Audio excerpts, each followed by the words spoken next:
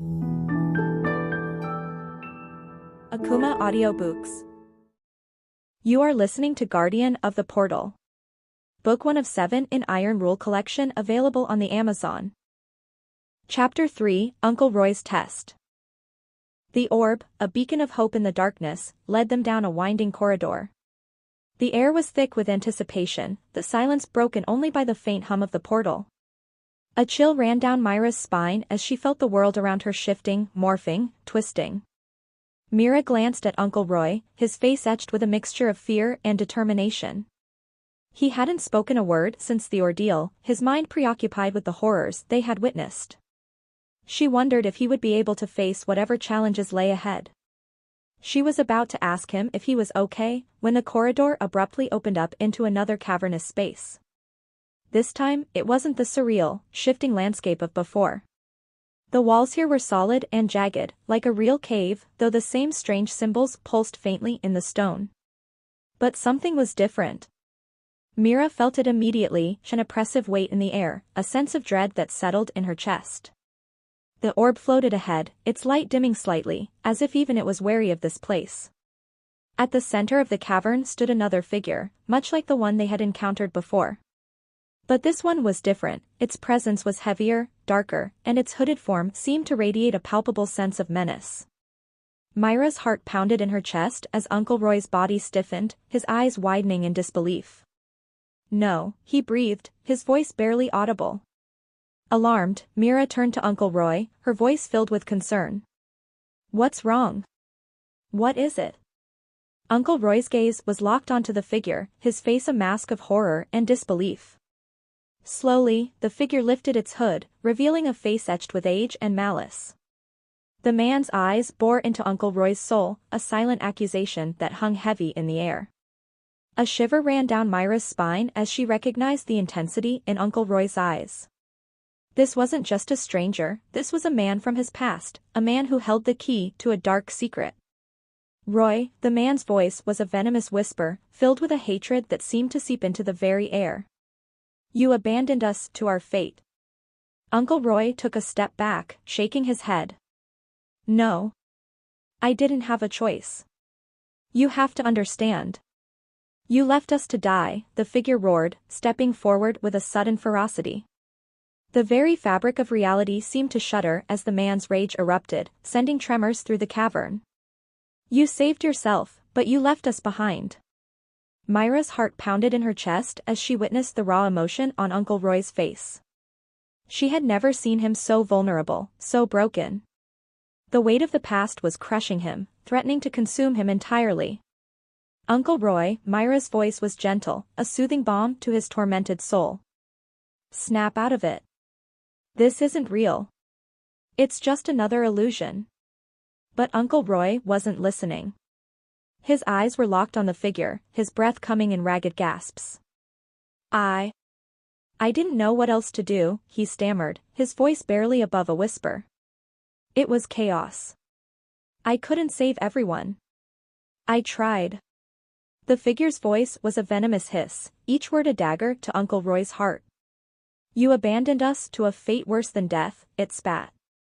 "You are a coward, a traitor." The words hit Uncle Roy like a physical blow. Mira could see the pain in his eyes, the guilt that had been festering for so long. He had never spoken about his past, not in detail, but whatever had happened, it was clear that it haunted him. "Uncle Roy," Mira pleaded, her voice filled with desperation.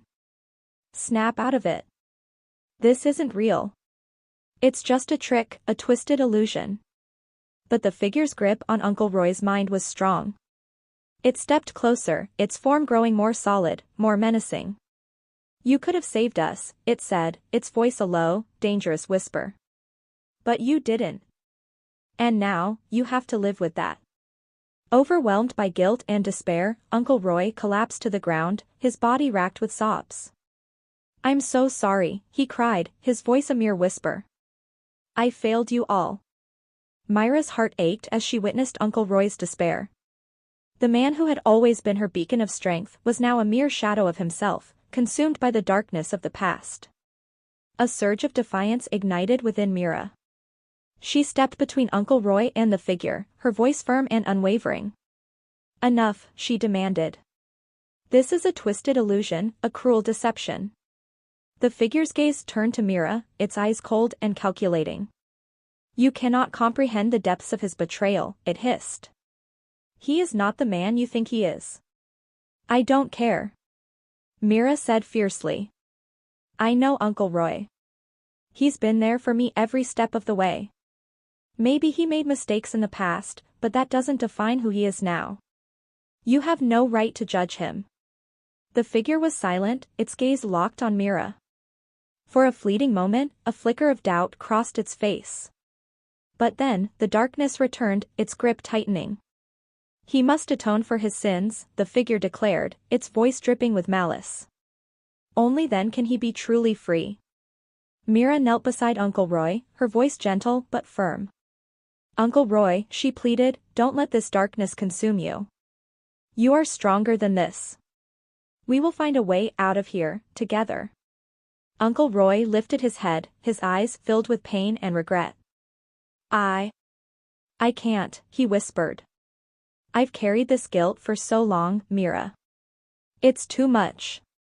Mira squeezed his shoulder, her voice filled with warmth and understanding. You don't have to carry this burden alone, Uncle Roy. I'm here for you, always. For a moment, it seemed like her words might not reach him. But then, slowly, Uncle Roy took a deep breath and nodded. He rose to his feet, still shaky, but with a new determination in his eyes. Uncle Roy turned to the figure, his voice was firm, his gaze unwavering.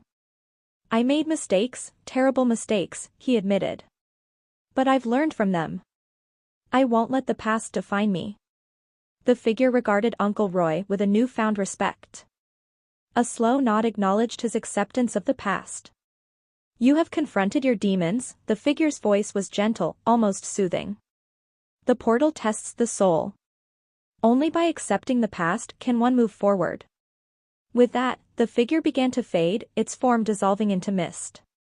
The oppressive weight in the air lifted, and the cavern seemed to brighten slightly, the symbols on the walls pulsing with a softer, more welcoming light. Uncle Roy exhaled slowly, his shoulders loosening their tense grip. He turned to Mira, his eyes filled with gratitude and relief. Thank you, Mira, he said softly. You've helped me find my way back. Mira smiled, though her heart was still heavy with the weight of what she had just witnessed. You don't have to face anything alone, she said softly.